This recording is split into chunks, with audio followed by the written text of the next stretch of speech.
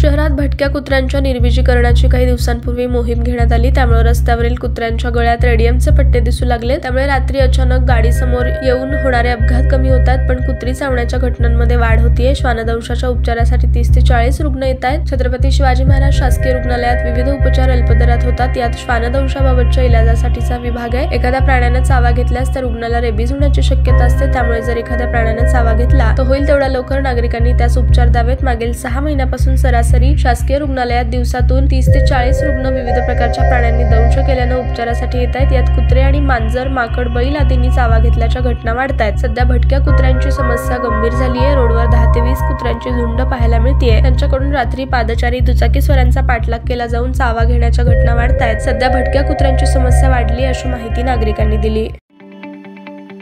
ताज्या बातम्या पाहण्यासाठी प्राईम महाराष्ट्र न्यूज चॅनलला सबस्क्राईब करा।